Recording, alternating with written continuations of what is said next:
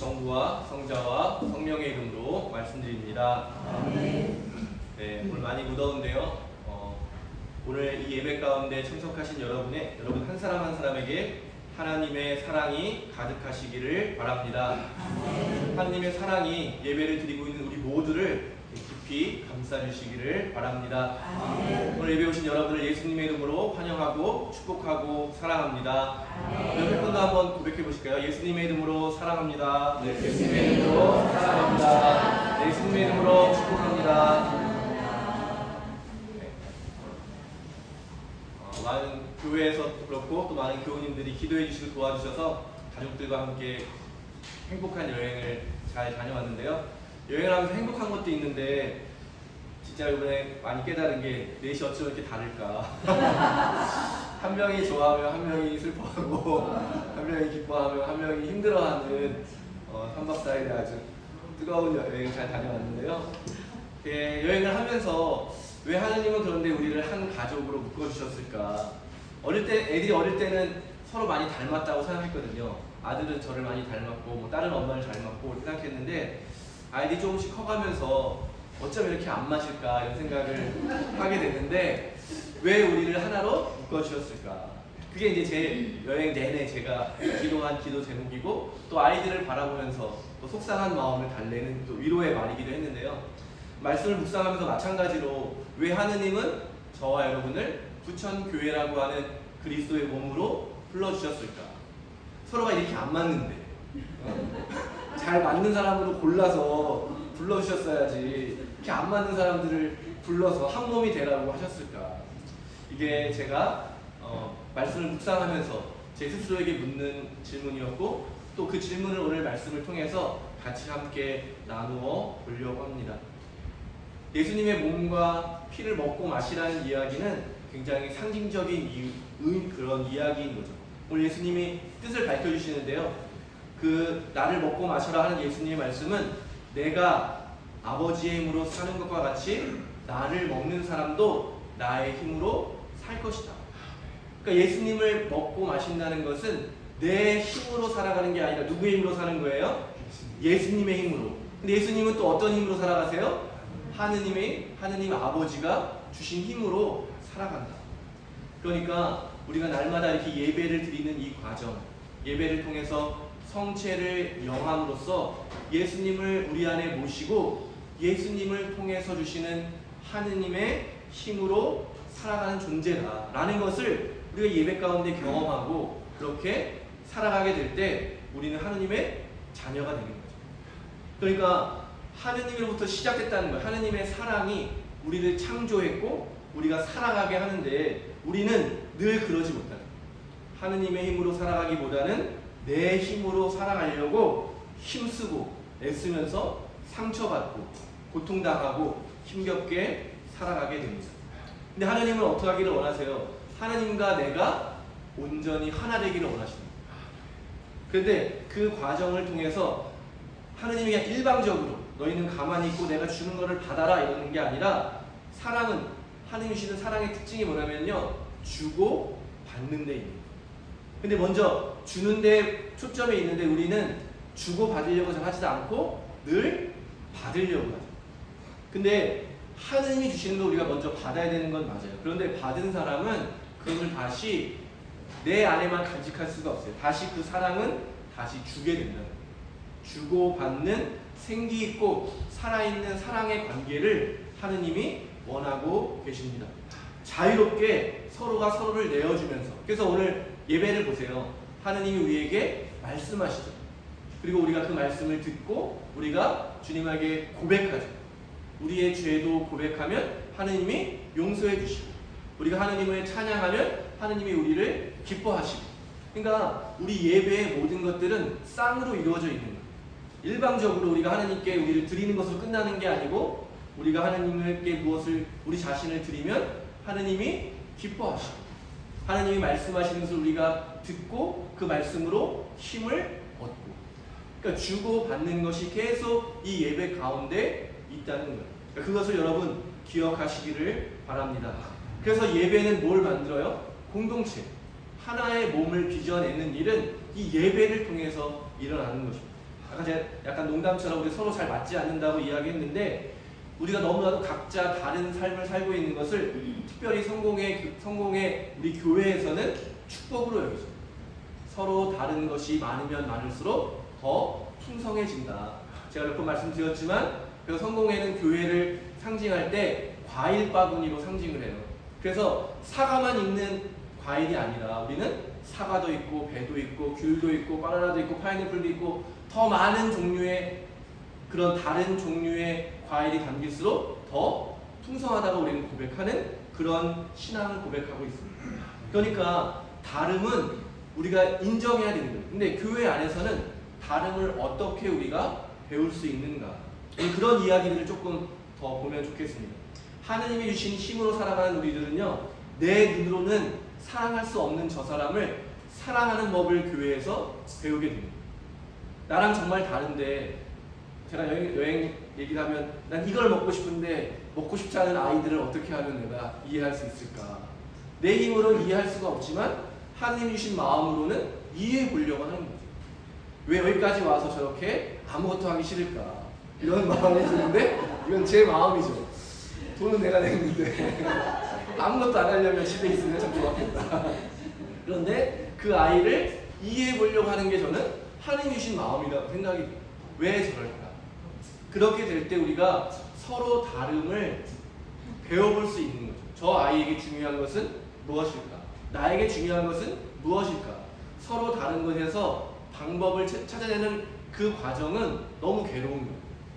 다르니까 이해하려고 하는 시간이 필요하고 바로 이해되지 않고 갈등이 일어나고, 그런데 그런 과정을 거치게 되면서 하나가 되는 것이지, 그런 과정 없이 일방적으로 내가 가장이니까 내 뜻을 따라라, 또는 어떤 이유로 누구 한 명의 뜻을 일방적으로 따라가는 것은 진정으로 하나가 된 것이 아니라는 것이죠.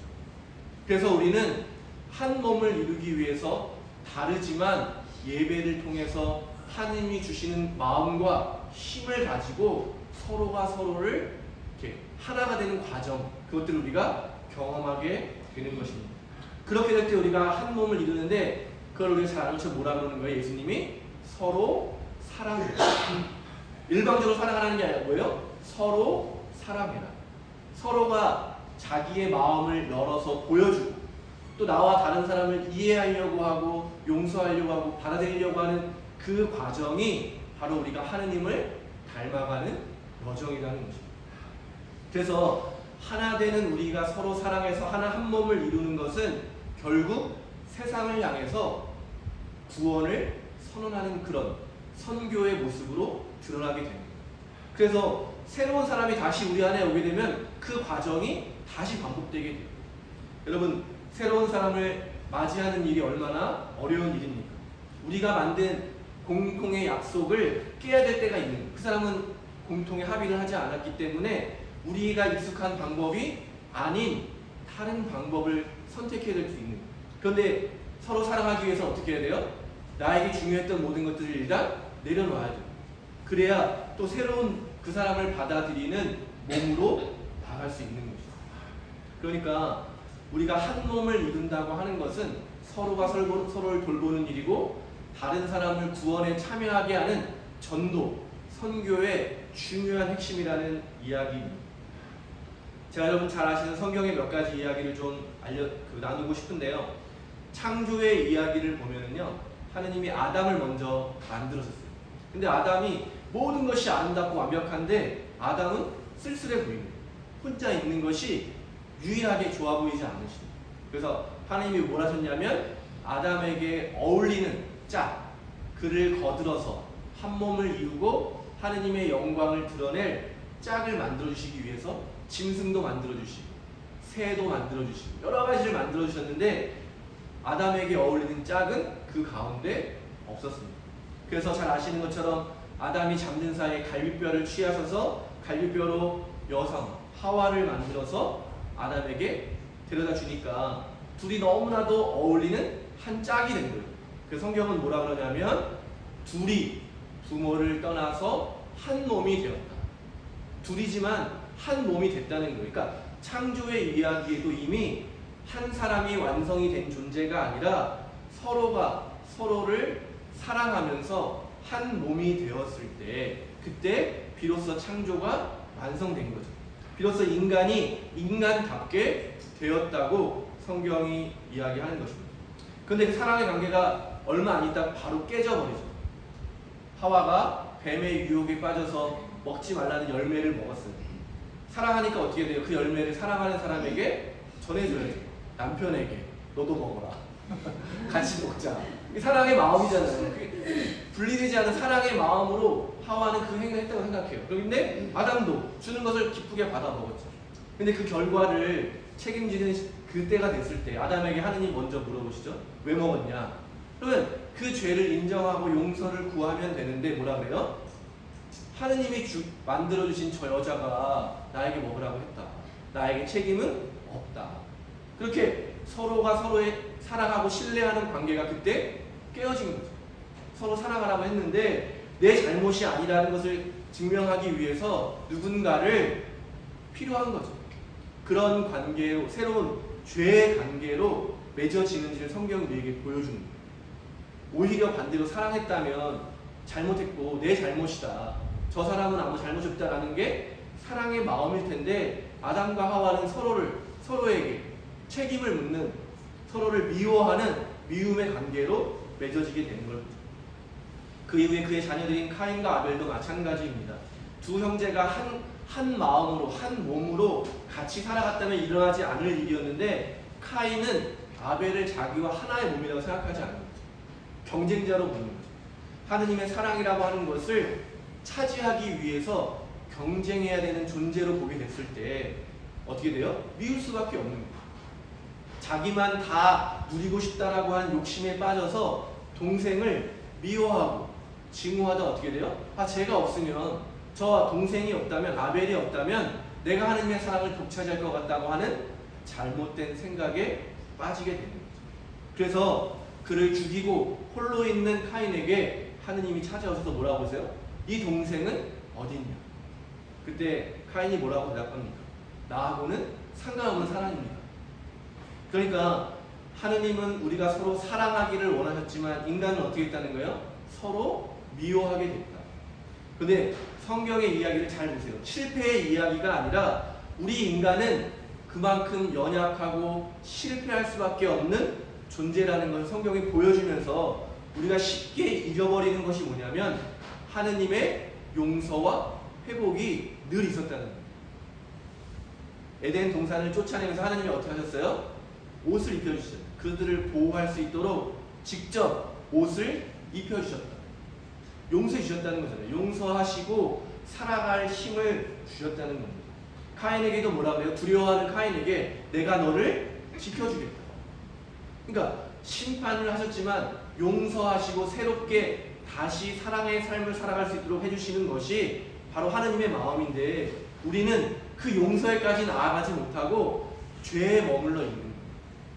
그래서 예수님이 우리에게 찾아오셨고 죄의 상태에 있는 우리에게 용서해 주시고 다시 시작할 수 있는 사랑의 삶을 시작할 수 있는 그곳으로 저와 여러분을 불러주시는 것입니다. 여러분 우리가 알분이 잘못할 수 있지만 그래서 교회에 와서 예배 가운데 잘못을 고백할 수 있는 거죠. 주님, 제 생각이 어리석었습니다. 여전히 제 욕심에 사로잡혀 살았습니다. 그때 하나님이 뭐라고 말씀해 주세요? 모든 죄를 용서받았다. 부활하신 예수님께서 베드로를 만나는 장면도 마찬가지입니다. 베드로는 자기가 예수님을 배반했다라고 하는 그 죄의식에 빠져 있어서 그 죄를 용서받지 못할 것이라고 생각하면서 예수님을 버리고 교회를 버리고 다시 어부가 되어서 고기를 잡는 베드로를 찾아가셔서 예수님이 뭐라고 말씀하세요? 사랑이면 충분하다. 너는 나를 사랑하느냐? 근데 베드로가 뭐라 그래요? 저는 사랑할 자격도 없고 예수님을 배반했고 또 배신할 것 같고 맡겨진 일을 잘 감당할 수 없을 것 같습니다. 그런 보이지 않는 대화들이 있는 거죠. 그때 예수님이 뭐라 그래요? 사랑이면 충분하다. 너는 나를 사랑하느냐? 그러면 내가 너를 용서했다라고 하는 사실을 가지고 더 더 많은 사람들에게 찾아가서 그들을 돌봐줘라. 사랑으로. 연약한, 죄 많고 흠 많고 끊임없이 배반하고 네 마음을 아프게 할 그 사람들을 용서해주고 품어주고 사랑해주고, 그거면 충분하다. 다시 한번 우리는 신앙의 핵심이 무엇인지를 기억해 보시기를 바랍니다. 미워하는 마음은 나에게서 오는 거죠. 하나님에게서 오는 것은 어떤 거예요? 사랑하는 마음인 거죠. 내가 미워하는 마음, 내 힘을 가지고 세상을 살아갈 것인가, 하나님이 주시는 마음을 가지고 사랑하며 용서하고 품고 화해하고 그들을 더 이해하고 끝까지 사랑하는 하느님의 힘으로 살아갈 것인가.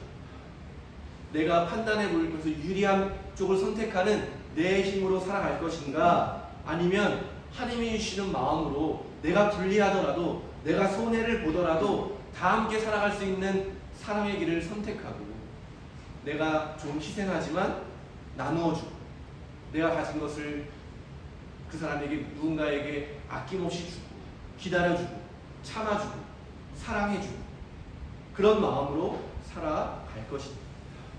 오늘 예배에 와서 우리가 얻어가야 될 힘은 내 고집을 더 굳세게 해서 하나님 안에서, 그래 나는 끝까지 용서하지 않고 나는 끝까지 내 힘을 의지하며 살아갈 거야 라는 마음이 아니라, 그런 나를 사랑해 주시고 그런 나를 용서해 주시고 그런 나를 사랑의 길로 인도해 주시며 내 마음을 부드럽게 해주시고 내 마음에 사랑을 채워주시고 나를 다시 한번 하나님의 사랑의 마음으로 인도해 주시는 그 마음으로 이 예배 가운데 우리가 경험하면서 그 마음으로 살아가겠다라고 고백하고 다짐하는 일이야말로 오늘 예수님이 말씀하신 것처럼 내 몸과 내 몸을 먹고 내 피를 마셔라.